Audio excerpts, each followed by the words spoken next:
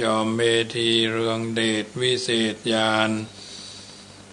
ประกอบการกรุณาประชากรขอนอบน้อมพระธรรมที่ดำรัสเป็นเอกชัดรุดชัดสถาผลขอนอบน้อมพระสงฆ์ทรงสิกขาจริยาร่ำเลิศประเสริฐศูนย์รักษาศาสตร์พุทธาเป็นนาบุญช่วยกำจุนนำพาประชาชนโดยเดชานุภาพพระไตรรัตน์เป็นรุดชัดศาสนาสถาผลขอจุงละความชั่วทั่วทุกคนประกอบตนเสริมสร้างแต่ทางดีขอจงมีใจสงบประสบสุขนิราชทุกปรีเปรมเกษมศรีขอจงเกิดความฮักสามัคคีฉันน้องพี่ทั่วกันนิรันดร์เทิน10 นิ้วกราบแนบใต้ไหวสาปาระมีธรรมในครูบาอาจารย์พระมหาเถรานุเถระท่านเจ้าคณะพระสังฆาธิการทุกรูปทุกตนขอความสุขความสวัสดีในธรรมะแห่งองค์สมเด็จพระสัมมาสัมพุทธเจ้าจงมีแก่บรรดาสาธุชนท่านผู้ฟังทุกท่านที่ได้มีโอกาสเปิดวิทยุรับฟังรายการเสียงธรรมก่อนรับตาตั้งสถานีวิทยุเพื่อการศึกษาพระพุทธศาสนาและวัฒนธรรม FM ความถี่ 104.50 เมกะเฮิรตซ์วัดฝ่ายหินตำบลสุเทพอำเภอเมืองจังหวัดเชียงใหม่เมตตาในท่านพระครูสมุวิสุวัตรบรกิจโจท่านเจ้าอาวาสท่านผู้อำนวยการวิทยุแห่งนั้นถวายเวลาเพื่อธรรมภาพพระมหาประสิทธธรรมาภินันโทวัดจังกำตำบลมะกอกอำเภอป่าซางจังหวัดลำพูนเผยแผ่ธรรมในนามของคณะสงฆ์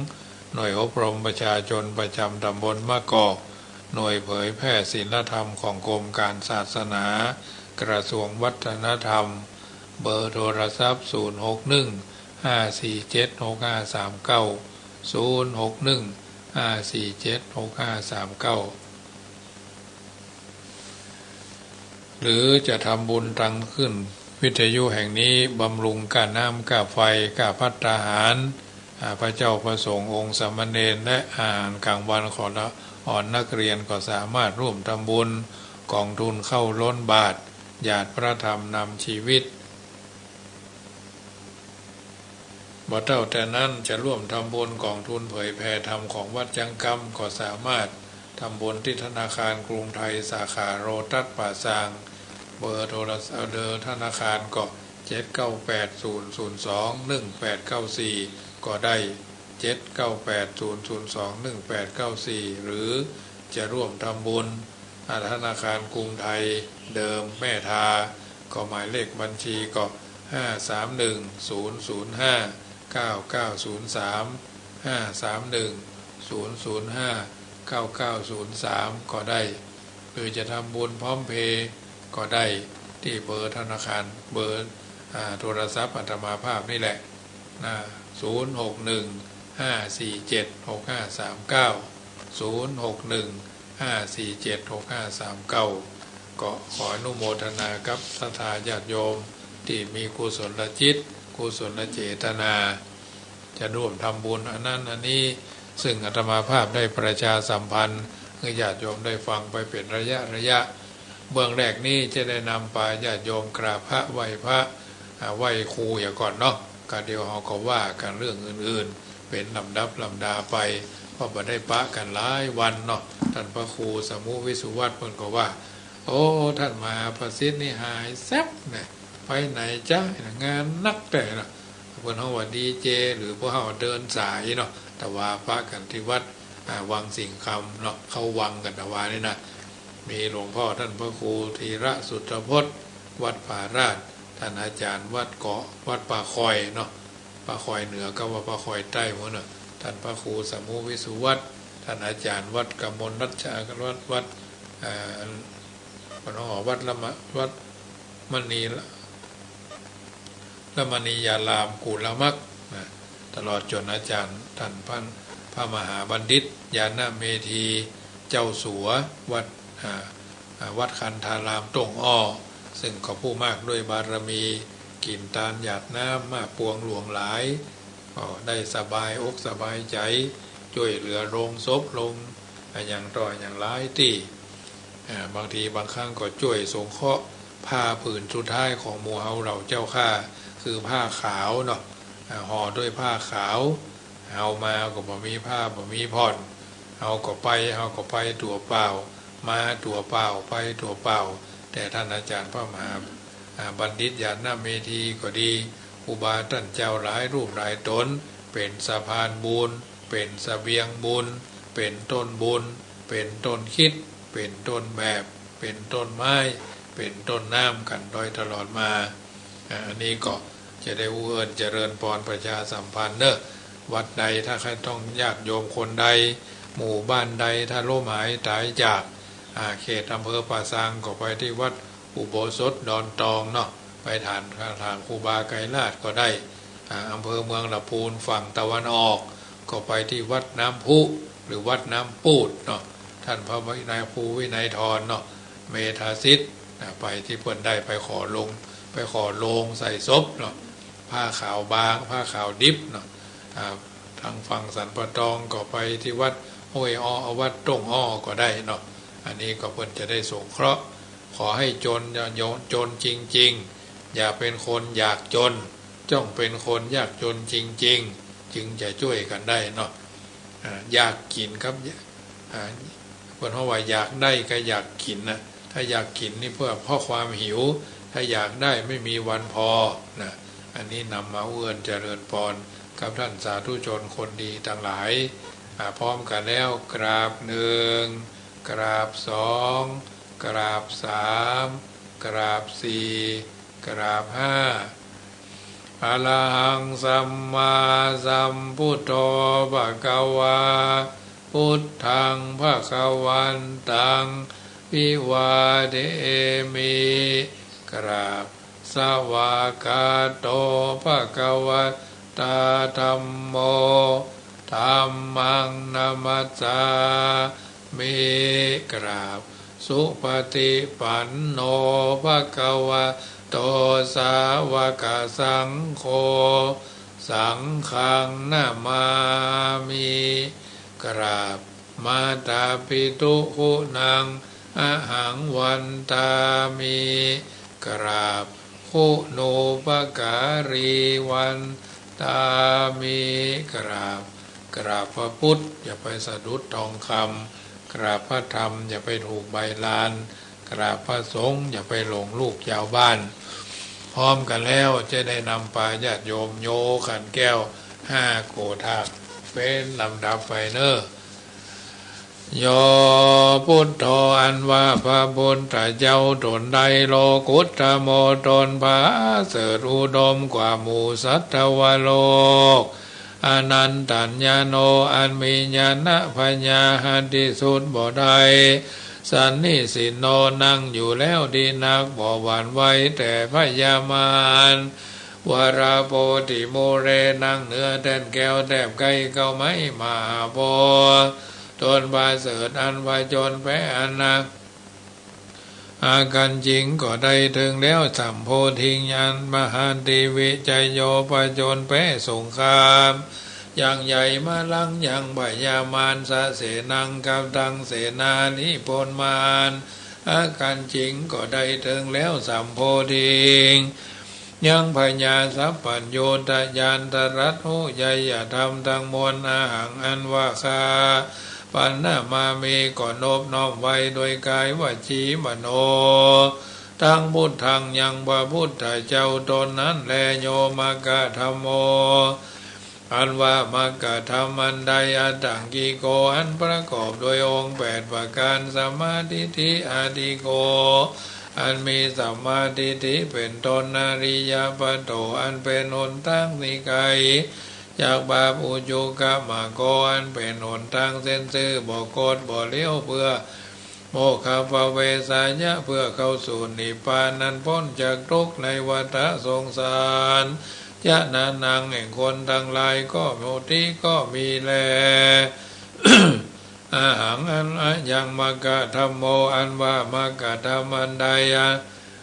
อันว่ามกะธรรมันนี้สันติกะโรอันกะทำคือบาปลับงับดับหายสุทัสโสนยโยอันมีนัยยะอันควรจักหูจักหันยากนักปาณิญานิโกนำสัตว์ออกจากนำสัตว์ออกจากวัฏสงสารโหติก็มีแลอาหังอันว่าคาปันนามามีก็โนบน้อมไว้โดยกายโดยวาจีมโนตังธรรมังยังพระสัทธรรมเจ้านั้นแลโยสังโฆอันว่าพระสังฆเจ้าหมู่ใดวิสุทโธอันบริสุทธิ์จากบาปวราตะกินายโยอันควรฮับเอาทานนั้นประเสริฐแห่งคนและเทวดาทั้งหลาย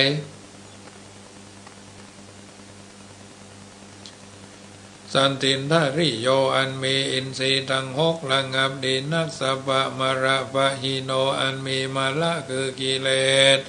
ละใดเสียแล้วอนาสโวอันหาอาสวะธรรมบ่ได้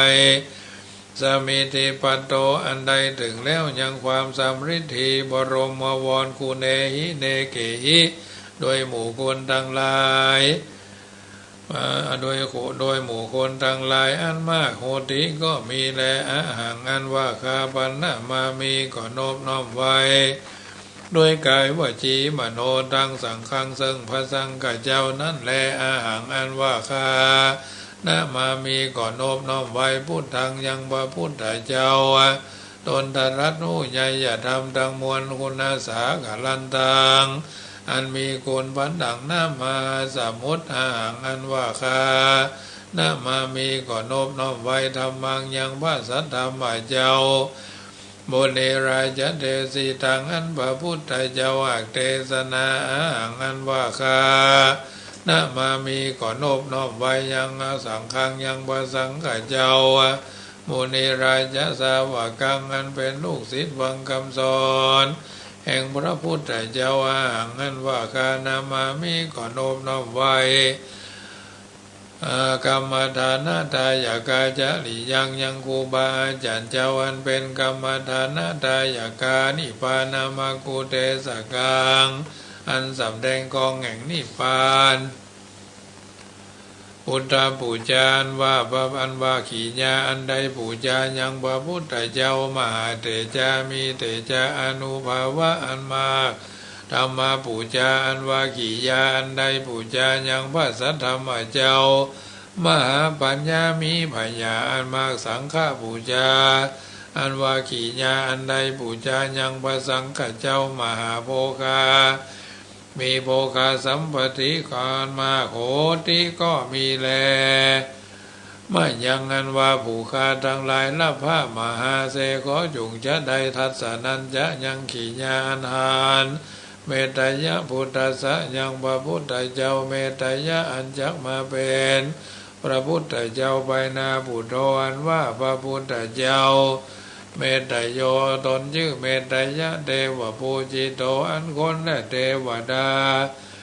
ทั้งหลายปูจานุปัจจโตบ่เกิดมาเตือยาวะตราบใด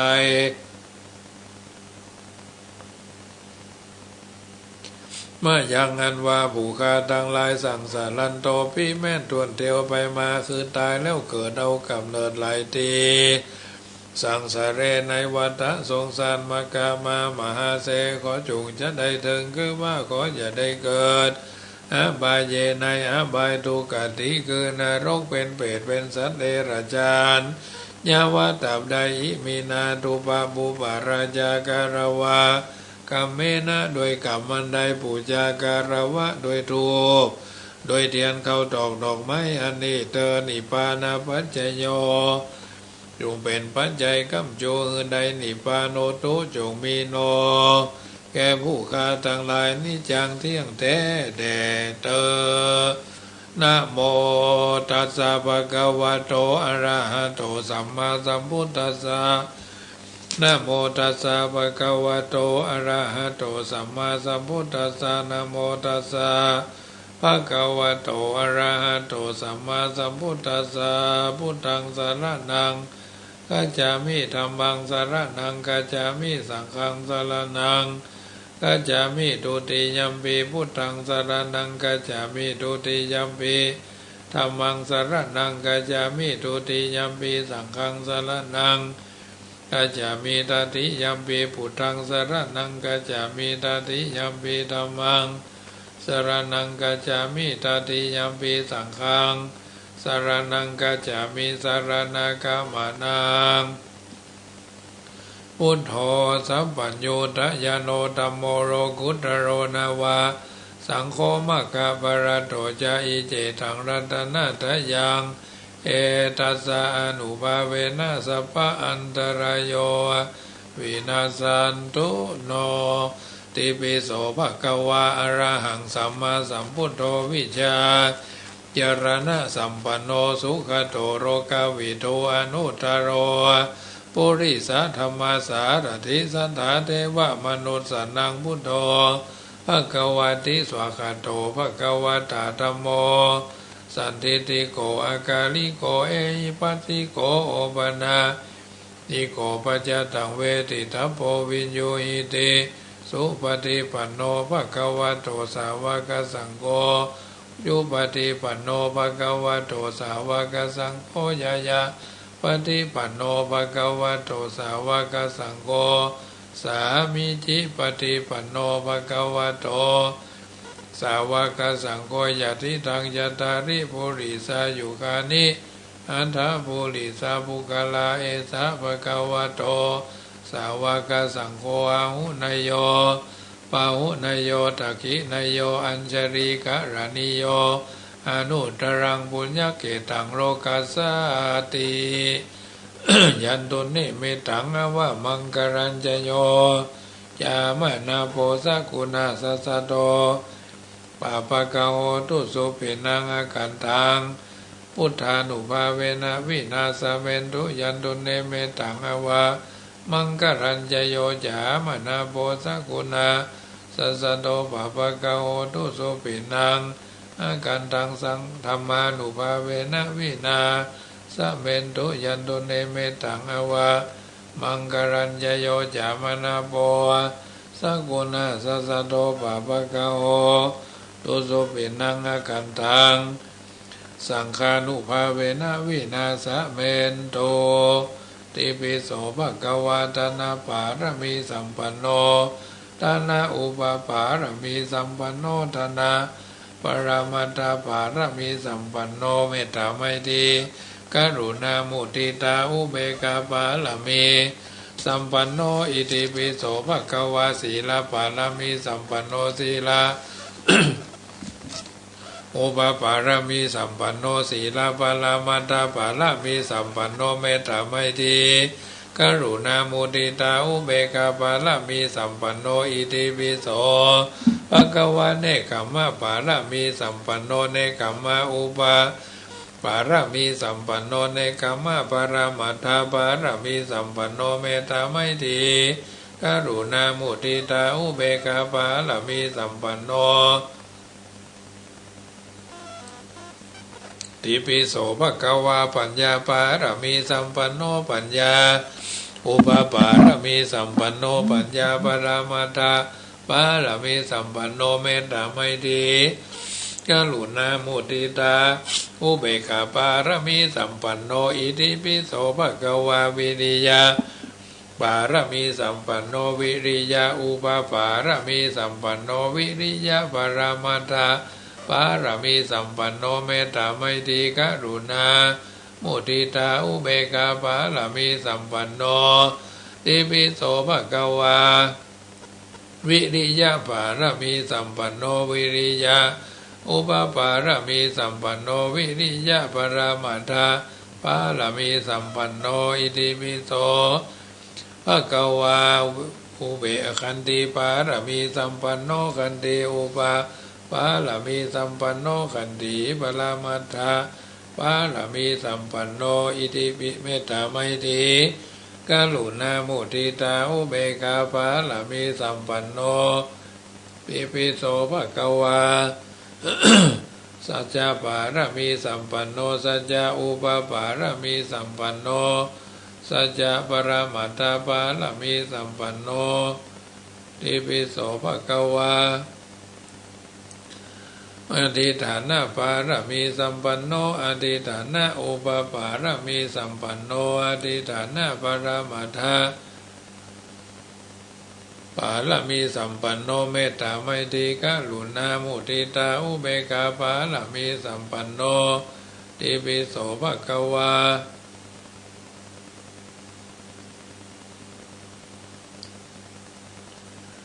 เมตตาบารมีสัมปันโนเมตตาปรมัตถบารมีสัมปันโนเมตตาปรมัตถบารมีสัมปันโนไมตรีเมตตากรุณามุทิตาอุเบกขาบารมีสัมปันโนอิติปิโสภควาอุเบกขาบารมีสัมปันโนอุเบกขาอุปปารมีสัมปันโนอุเบกขาปรมัตถบารมีสัมปันโนเมตตาไมตรีกรุณามุทิตาอุเบกขาปารมีสัมปันโนติปิโสภควาตัสสะปารมีสัมปันโนตัสสะอุปปารมีสัมปันโนตัสสะปรมัตถปารมีสัมปันโนติปิโสภควา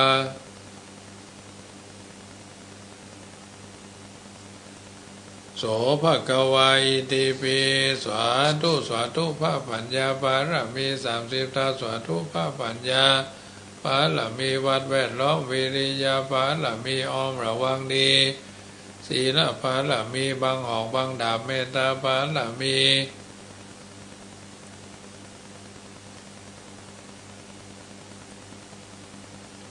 บางหอกบางดาเมตตาบารมีป่าแพ้ทั้งปืนอุเปกขาบารมีคือก่อเป็นเวียงสัจจะบารมีแวดระวังดีเป็นไม่ไตกันตีบารมีกลายเป็นหอกเป็นดาบบังนาไมและปืนไฟอธิฐานะบารมีพันดาบไปทุกแห่งแข็งแข็งแห้งแห้งป่าฝูงหมู่มารพีสร้างไปเผดทุกทวีปภพตีพังไปนีนั่งทรณีสะนางธรณีอัศจรรย์โสสะเหมือนฟันอยู่ข้างๆน้ำนาทีนองกวางดอกกวางแตกตีฟองระนองระนอกกลายเป็นเขาดอกดอกไม้ถวายปู่เจ้าพระแก้วแก่นไทยสัตตันจงมาภายโปรดอนุญาตโทษผู้ผู้ฆ่าได้ดีแม่ธรณีออกมาหีดมวยผมอยู่ที่ท่าจ้างหายคายกับจ้างงาสับดินพ่นน้ำนาทีลงพัดพายโคจ้างพายหักตกเท้าพยามารห้องเอาพุนกัวกับยอมือคุณหัวใส่เกาผู้คานีเราได้ชื่อว่าลูกศิษย์พระพุทธเจ้าผู้มีบุญสมปานนั้นมากนักพระพุทธเจ้าจึงตั้งพระปัญญาบารมีไว้เก้าชั้นตั้งไว้ตั้งนาก็ได้เก้าชั้นตั้งไว้ตั้งหลังก็ได้เก้าชั้นตั้งแต่หัวแววตีนก็ได้เก้าชั้นตั้งแต่ตีนแววหัวก็ได้เก้าชั้นแผ่นว่าลูกปืนเจ้ามาเสมอเหมือนพลเส้นหาก็บ่มีมาจากใครใดข้าพเจ้าเลยได้ชื่อว่าพุทธคุณนังธรรมคุณนังสังฆคุณนังถ้าอินตาธรรมอินตาสังฆอินตาพุทโธพุทธังหักษาธัมโมธัมมังหักษาสังโฆสังฆังหักษาพุทโธพุทธังอรหังธัมโมธัมมังอรหังสังโฆสังฆังอรหังพุทโธพุทธังกันหะธัมโมธัมมังกันหะสังโฆสังฆังกันหะอายุวันโนสุขังปะลังเอาละท่านสาธุชนท่านผู้ฟังทั้งหลายได้ยินได้ฟังการสังวาสสวดที่ยายพุทธคุณธรรมคุณสังฆคุณเรียบร้อยก่อนอื่นก็ต้องขอสุมาญาติโยมเนอะที่อยู่ท่าดาวฟังรายการเสียงธรรมก่อนรับตาขึ้น104หลายเพลาที่บ่ได้ปะกันพอติดศาสนกิจหลายที่หลายต่างที่ผ่านมาก็ไปถวายเทียนพรรษาในท้องถิ่นท้องที่จังหวัดน่านในท่านพระมหาพิษณุจารุธรรมโมและก็จังหวัดแป้นะนอนที่จังหวัดน่าน1 คืนที่โรงแรมเทวราชลดไป16 กันเนาะประมาณ100 กว่าคน100 กว่าชีวิตถึงรถส่วนตัวแถมก่อนเกือบ200 ชีวิตนอนกันหั่นพระเจ้าพระสงฆ์มี4 รูปนอกนั้นเป็นฆราวาสญาติโยมก็ทั้งนี้ทั้งนั้นก็ถือว่าเป็นกิจกรรมที่ต่อเนื่องกันโดยตลอดมา ก่อนอื่นอาตมาภาพก็ขอประชาสัมพันธ์ข่าวสารงานบุญเนอะในบักขีวันต่างหน้าวันนี้อาตมาภาพก็ได้ทำพิธีราธนาครูบาอาจารย์มาเป็นพระกู้สวดในการอุปสมบททุเจ้า2 ตนรวมแล้วปีนี้พระเจ้าประสงค์วัดยังกำจะมี6 รูปเนาะถึงสำนักสงฆ์หลวงพ่อโชคใหญ่ทันใจเนาะทุเจ้าวัดยังกำนี่จะมี5 ตนสำนักปฏิบัติธรรมตนเป็น6 ตนน้องลูกเนน1 รูปก็เป็น7 ตนถึงสามเณรเนาะ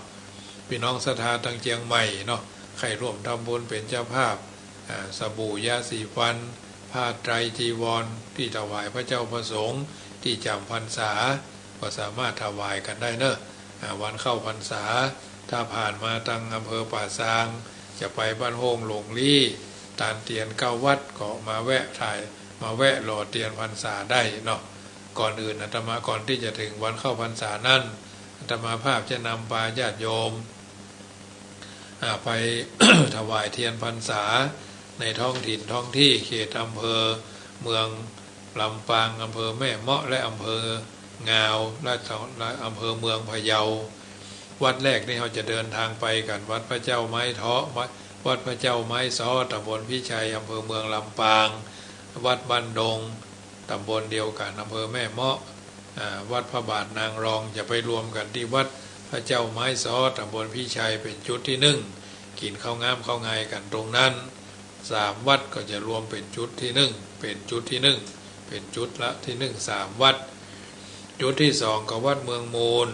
มีวัดบ้านพร้าววัดต้นหมื่นมาร่วมกันที่วัดเมืองมูลตำบลปงเตาอำเภองาวจังหวัดลำปางจุดที่3วัดตอมดงตำบลบ้านตอมอำเภอเมืองจังหวัดพะเยา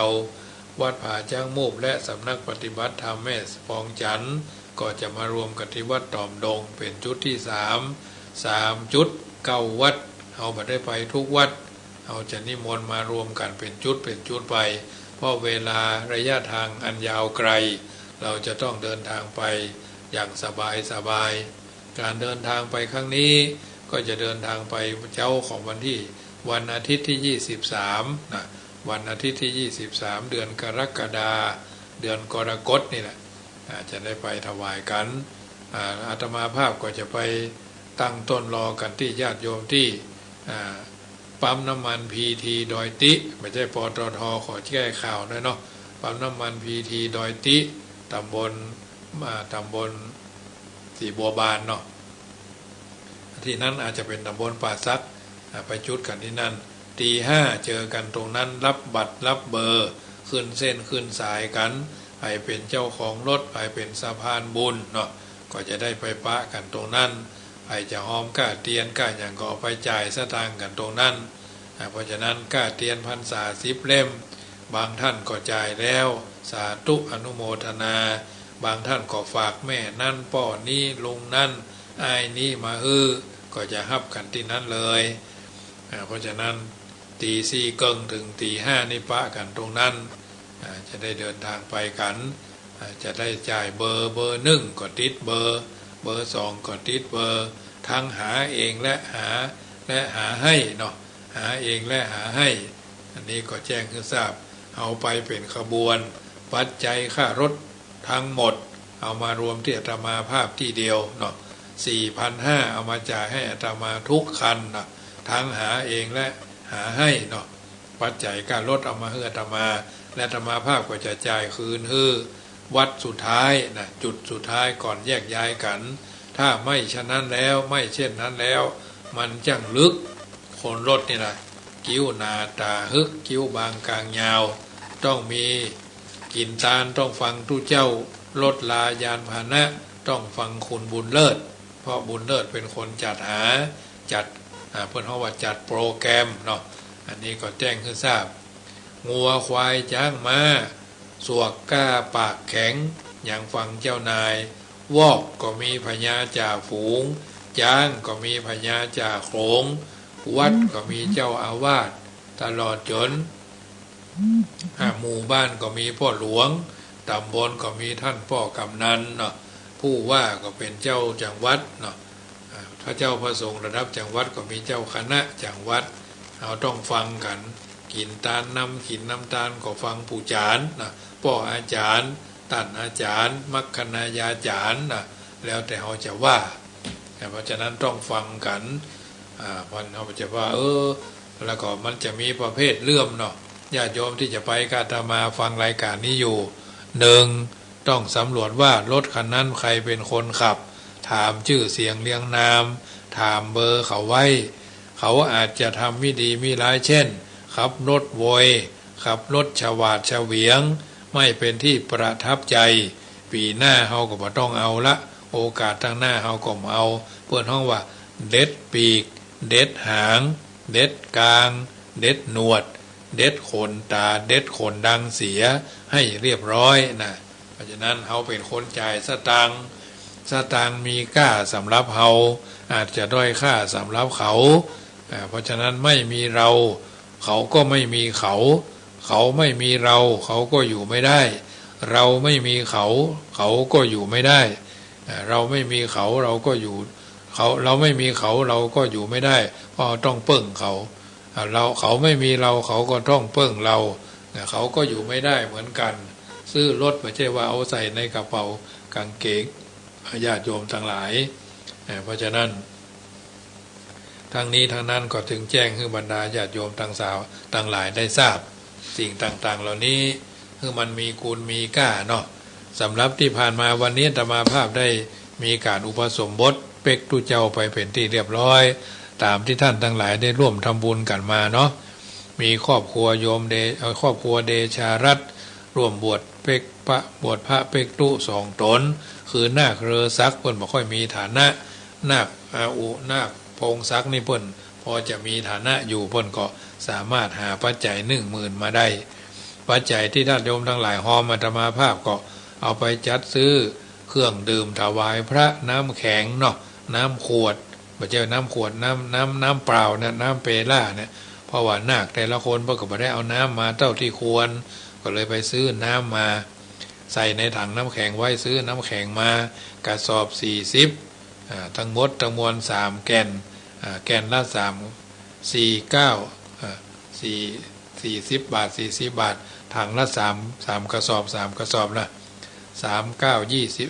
2039 27เนาะ2,270 กว่าบาทแม่นก็270ปลายเนาะพอเอาใส่2 ยกก็ได้เอาแจ่น้ำเอาใส่อันยังไว้ญาติโยมอาจจะกินน้ำเย็นเนาะคนเฮามันร้อนก็กินน้ำเย็นเนาะเอาน้ำขวดขนาด250 มิลลิลิตรนะเอามาใส่ให้ญาติโยมได้ดื่มกันพระเจ้าพระสงฆ์ก็ได้ฉันเครื่องรับรองพระสงฆ์ก็มีกาแฟ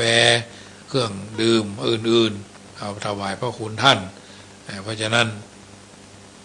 ถวายพระอุปชาพระคู่สวดพระอันดับตามที่เราได้เคยกันมาเครื่องอัฐบริขารมีบาทผ้าไตรเนาะบาทบดมีบาทผ้าไตรเนาะบาทบดเดียวก็นิ้วละ100 9 นิ้วก็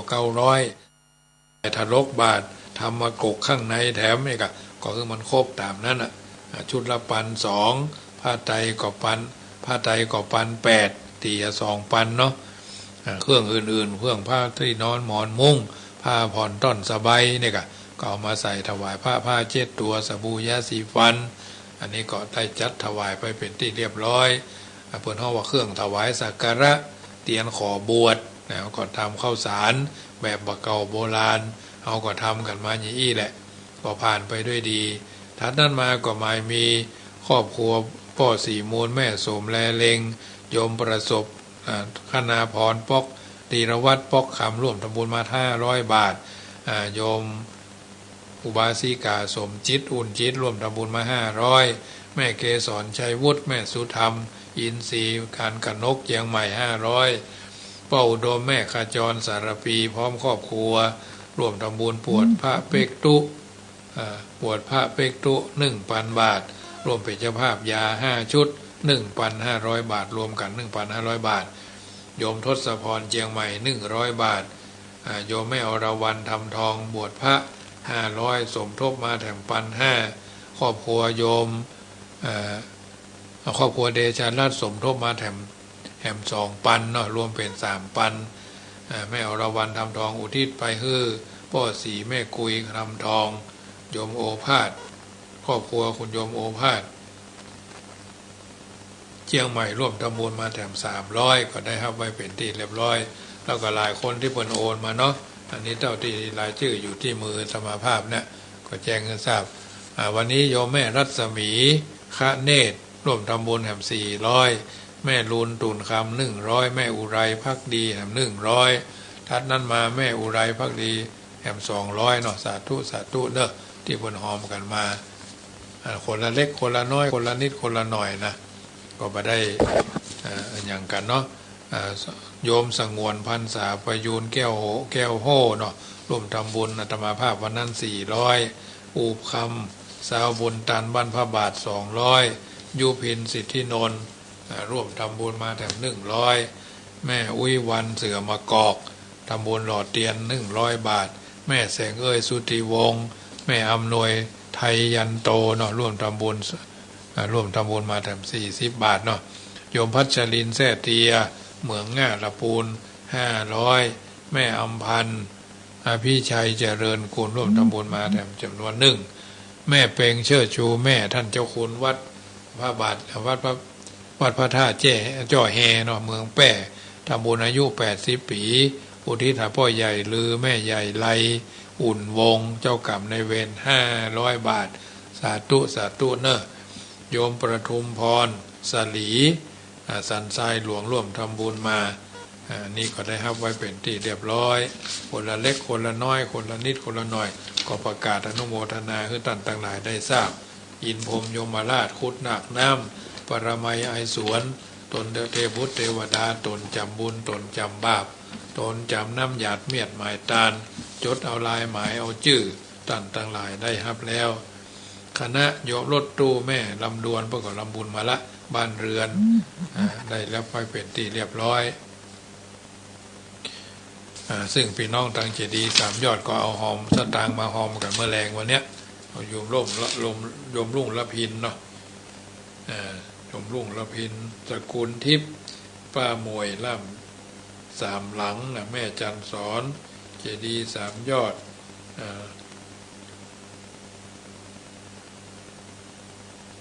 พอเท่าแต่นั้น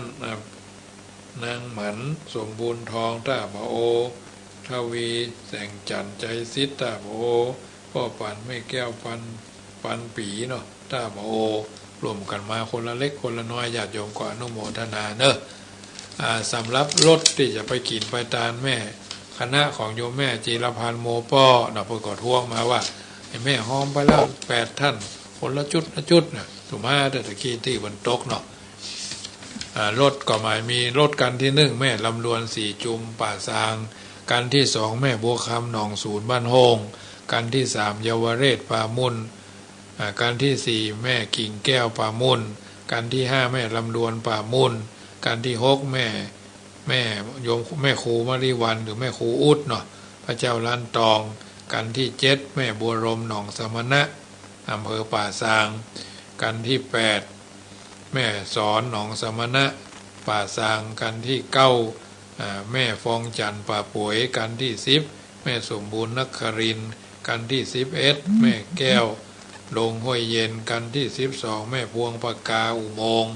กันที่13แม่มาลีกัญญาน้ำเพื่อพระและคณะกันที่14 15 16 3กันคณะแม่พยงน้ำแป้ห่างดงทัดนั้นมาเกาะแม่บุญศรีสางเลงบ้านต้นเพิงเวียงหนองล่องกันที่18รถแห่กันที่19รถอาตมาภาพรถกันที่นั่งเบอร์พิเศษเนี่ยเนาะกันที่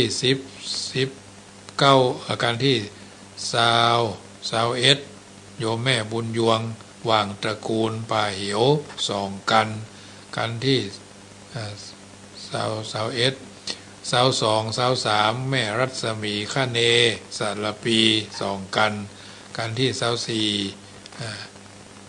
กันที่24ก็โยมรุ่งระพินกันทาสีต้าโบดอยลอกันที่25ก็โยมแม่จิรพันธ์โมป้อเนาะอันนี้เวียงป่าเป้าเพิ่นจะไปสมทบ กันที่25กันที่26คณะผู้ร่วมบุญโยมมาลีสาวบุญตันและคณะพี่น้องหนองเกิดกัน26กันแล้วเนี่ยโยม26กันพอดียังเหลือทำกันจะเป็น27ต้องการ30กันนะโยมนี่นโมทนาเนอะ21 22 23 24 25 26เนาะ78 19 19 26กันพอดีเนาะที่เพิ่นแจ้งความประสงค์มาหลายชื่อหลายนามแต่ละกันอันนี้ก็ขออนุโมทนากับทุกคนทุกท่านเนอะที่ได้ร่วมบุญร่วมกุศลสำหรับที่ยังเหลือก็หลอดไฟยังเหลือทำ37ชุดละ200ผ้าอาบน้ำฝนน้ำมันเติมตะเกียงก็ยังทำ40ชุดละ100ยาก็ยังทำ40ชุดละ100น้ำดื่มน้ำเปล่าหรือน้ำเปล่าก็ยังทำ35โหล3โหล100ญาติโยม3โหล100อันนี้ก็ปัจจัยทุกบาททุกสตางค์ส่วนปัจจัยการลดญาติโยมใส่มา 4,500 อาตมาภาพก็จะฮือการลดไป4,000เนาะ500ก็จะเอามาลงเป็นกองถวายวัดต้องการถวายวัดละ 5,000 ขึ้นไปปีแล้วเขาได้ถวายวัดละ 10,000 กว่าบาทเนาะ 10,000 กว่าบาทญาติโยมก็ใส่ปัจจัยไป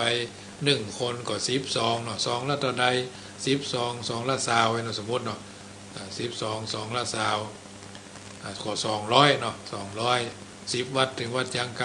รมก็ได้มาแล้วก็จะเอาไปจ่ายค่าหลอดไฟเนาะหลอดไฟชุดละ200ก็จ่ายไปแล้วจะได้ไปเอาวัน2วันเนี่ยน้ำมันเติมตะเกียงก็ซื้อน้ำมันมาจัดเป็นชุดผ้าอาบน้ำฝนก็ได้ซื้อเพิ่มเติมแถมให้กับยาก็วัดละ9วัดยาก็9ชุดใหญ่เนาะทีแรกว่าอย่าเอา9วัดละ9ชุดเอารวมเป็นชุดใหญ่เนาะชุดละก็หลายร้อยอยู่เนาะญาติโยมก็หอมกันมาซึ่งก็จะได้ฮักนี่เอามาใส่ตรงนี้แหละต้องการให้วัดอย่างน้อยๆก็ตั้งความปรารถนาเอาไว้ว่าถวายวัดละ 10,000 นี่นะอาตมาภาพก็จะได้แบ่งเฉลี่ยไปตามนั้นญาติโยมหอมกันมาต่อแต่ต๊อบแต๊บได้ถวายวัดละหมื่นก็ถือว่า9วัดก็90,000เนาะ9วัดก็90,000ญาติโยมก็ได้หอมกันลดกันคน450เนี่ยอาตมาภาพก็ต้องสแปรลดไว้นะหมายความว่าเพิ่นเฮาว่าสำรองลดไว้2กันเพื่ออย่างเพื่อผิดพลาดเพื่อการผิดพลาดลด2กันเนี่ยถ้าเขาได้ไปครบนี้เขาก็จะได้จ่ายคือเขาตามนั้นแต่ถ้าเขาไม่ได้ไปเขาก็จะได้สตางค์อยู่500นะ500นี่เขากินเพิ่นเฮาว่ากินดิบเนาะกินฟรีๆไปเลยเพราะฉะนั้นถ้าเขาได้ไปเขาจะได้ 4,500 ถ้าเขาไม่ได้ไปเขาจะได้500กันว่าเกิดว่ารถอีแม่หาคนเดียวนะกะถึงเวลาแล้วท่านมาหา3 โมงไป4 โมงโทรมาหาละตี 3 ตี 4นี่นะรถยังมาหาท่านเดียวอีแม่หาคนเดียวจ้ะก็อีแม่มาท่านมาหาแล้วรอแหกเดือดร้อนเอาแต่ละตายละเนาะอ้ายไปเลยก็คือเขาไปอะเอาไปพร้อมกันที่ดอยติเนาะตี 5กึ่งจัดอย่างเรียบร้อยเก็บสตางค์เช็คปัจจัยเรียบร้อยเขาก็จะได้เคลื่อนขบวนไปอย่างน้อยๆก็7 โมงหรือ7 โมงเกิงถึงวัดที่ตั้งจุดแรกเนาะเราจะไปกินข้าวงายกันที่หั่นเพราะฉะนั้นญาติโยมรับสายก็เนาะแม่เกสรแม่จะถามว่าน้ำนั้นแพ็คเท่าใดเจ้าอัน3 แพ็ค100แม่3 แพ็ค100แม่จะโอนตังไป200เนาะได้6 แพ็คเนาะเจ้าได้6 แพ็คเดี๋ยวมาโทรแม่โอนตังไปเด้อเจ้าได้เจ้าแม่สู้แม่อันตันดูล่ะดันกะพวกไว้จะถึงวันนี้22ว่าแม่ตันอยู่เนาะกูจะโอนไปเดี๋ยวนี้เอาหัวแม่มือไปเต็กของเพิ่นไว้หมดเจ้าสาธุเจ้าเพราะว่าเขาต้องไปเอามาก่อนญาติโยมเอาเพิ่นเฮาว่าเอาคอไปเป็นประกันนี่เนาะเอาคอไปเป็นประกัน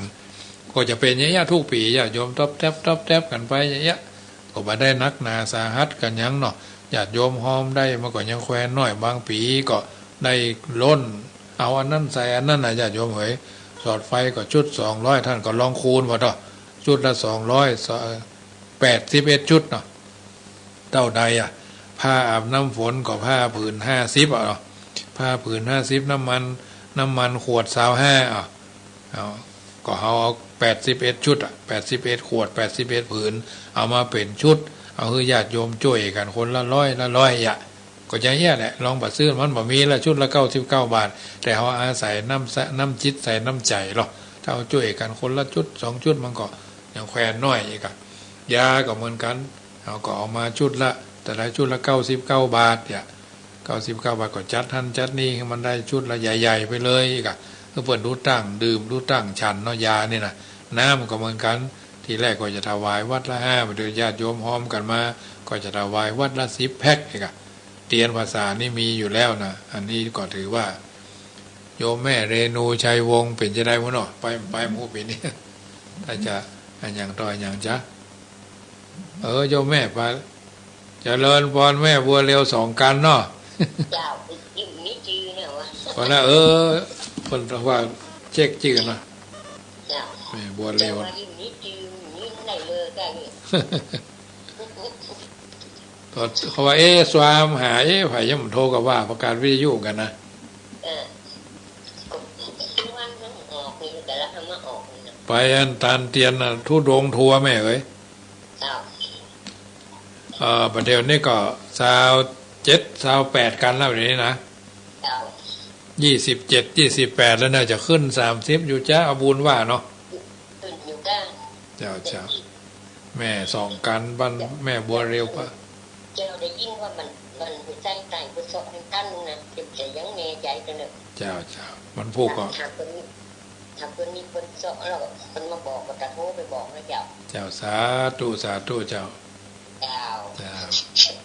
โอ้ลืมแม่น้องพี่น้องห้วยใสใต้เฮ้ย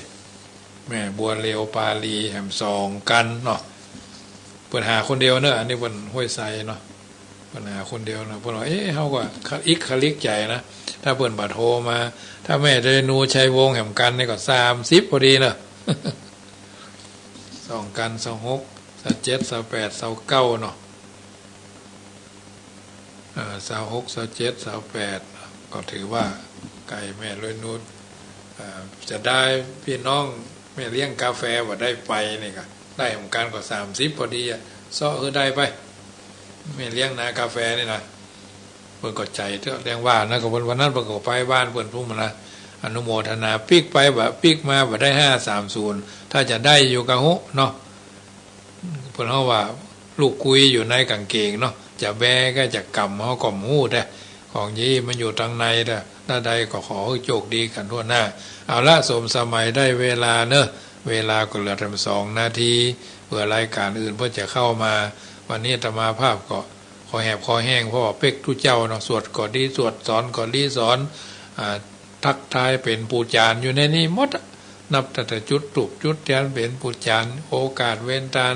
ยืนโยงองค์การสอนหน้าแขมแรงมาก่อนนำส่วนมนต์เห็นไหมกะฮับญาติโยมโอ้เต็มที่เงินเดือน1,800ญาติโยมเหมือนครอบจักรวาลนะวันนี้นะเอาละสัพปีติโยวิวัชชันตุสัพพโรโควินัสสตุมาเตภวัตวันตรายโยสุขีทีคายุโกอายุวันโนสุขังปะลังขอเจริญพรตามที่เห็นชัด